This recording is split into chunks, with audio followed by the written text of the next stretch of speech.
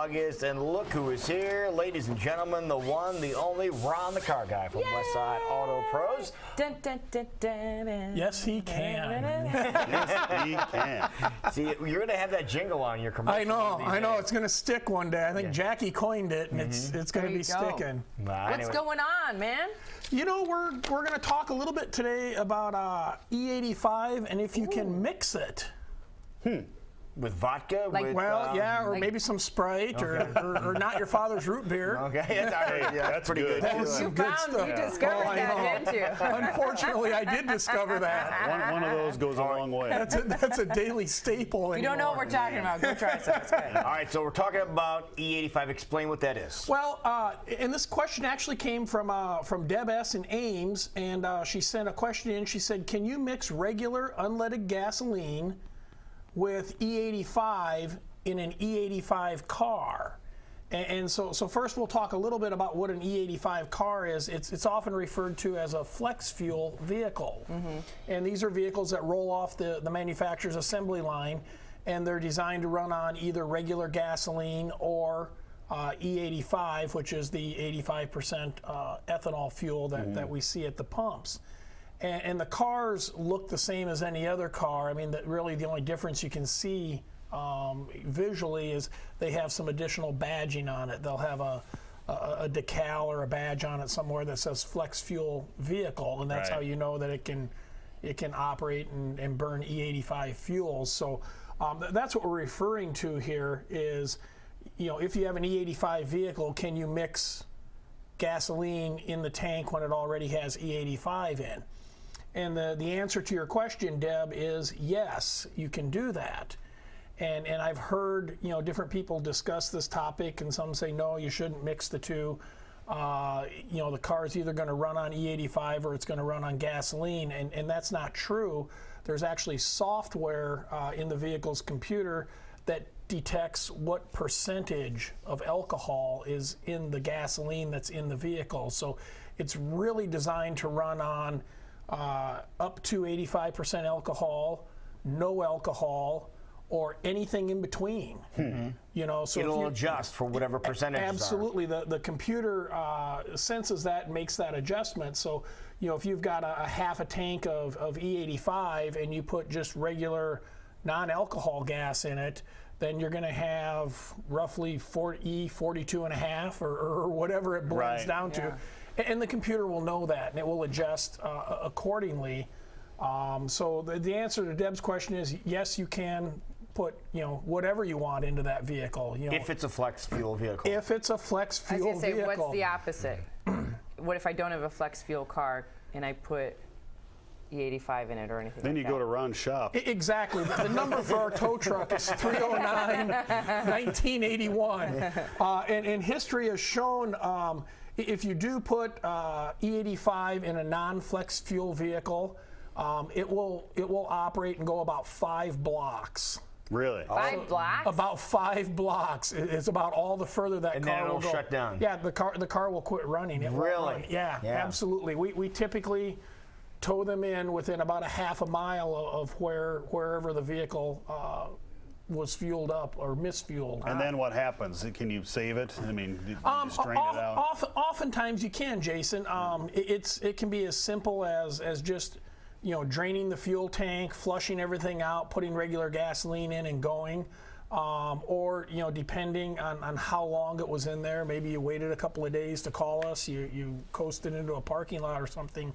The components in that fuel system aren't designed to have that much alcohol around them. And the softer components, the plastics and the rubber material in there, which is primarily the fuel pump, will swell and cause damage to that. So it could be as simple as just draining the fuel tank, putting new fuel in, and cleaning the system. What does that run usually? You know, you're probably looking at a couple $100 to do that. Okay. If it's damaged components, you know, you could be upwards of $1,500 to $2,000. So it's an expensive tank of gas. It is. And we all know people who don't handle alcohol very well, so this makes sense. Now, and sometimes your cars can't handle alcohol well either. Now, speaking of vehicles getting the wrong fuel fuel in them. I'm sure you've run across a situation where somebody might have a car that is a diesel and they go up to the gas pumps and they grab the wrong handle and they fill it up with gasoline instead of diesel. And vice versa. Yep. Absolutely. And again, the same. It would be worse to put gasoline in a diesel vehicle versus diesel in a gasoline vehicle. Diesel in a gasoline vehicle is pretty much just cleaning things up and you're good to go, because diesel fuel is just a really thin oil. It's not going to really damage anything, but vice versa, depending on what type of a diesel vehicle it is. You could run into problems because the newer diesel engines run off of high pressure, and now they're trying to pressurize gasoline, and there's no lubrication in that, and you could really screw some stuff up. So what do you recommend? Maybe you're just having one of those days, you don't pay attention and you put the wrong gasoline in, and you realize before you even set out on the roadway, don't even get in it, don't try and make it to a maintenance shop. Just don't start the car. Don't even start the car. Just call us or call an auto repair. And that's happened. I mean, we've gone to the gas station and loaded the vehicle up right at the pump. And that's the best course of action, because at that point, the only place that fuel is in the tank. The key hasn't been turned on. The fuel pump hasn't pushed it up to the fuel injectors or into the engine or anything like that. So I mean, when you realize that you did an oops. Because it happens. Oh, yeah. Yeah, we're all human. I mean, nobody's perfect. We're going to make mistakes. Go inside and get a fountain pop or a coffee and go call someone and just have them come get your vehicle. Take a day off. A couple other things I want to talk a little bit about the E85 is someone had asked, can a vehicle be converted to E85 if it didn't come from the factory that way? And the answer is, I don't know. You can go to eBay and you can buy conversion kits that run anywhere from $49 to about $500. But all they're doing is they're modifying software. They're catching the injector pulse and stuff from the computer. They're not changing fuel pumps. They're not changing injectors or anything like that. And from the factory, those cars do not have the same fuel pumps, the same fuel injectors and stuff. So, and we know that it's harmful to those components. So I have never seen it successfully done. That's not to say that it's not possible. And if there's a viewer out there that has seen it successfully done, I'd like to know about it. I mean, I'm curious about something like that, but I don't think it's possible for a long-term operation. And then we've also, the big thing that I'm sure you guys have heard, I hear, is that you lose fuel mileage when you run E85, when you run alcohol. And as opposed to regular gasoline. And you probably know this from racing, Lou. It takes a lot more alcohol to create the same amount of power as it does gasoline. And so that is true. If you're going to operate on E85 versus gasoline, you do see a fuel mileage decrease.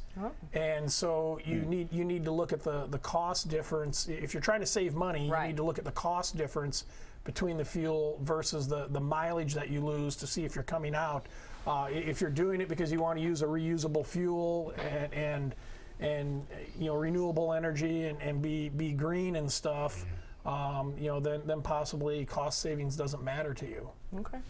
Things to think about as you're filling up your tank today. That's right. Now, if you have any other questions regarding fuel of any kind, obviously get a hold of Ron the Car Guy. A couple of ways you can get a hold of you. How do you do that? You can get a hold of me at askronthecarguy.com. I answer all the questions that are there. Or you can get a hold of me through westsideautopros.com. All the contact information's on there. That's perfect. All right. Thank you, sir. Awesome.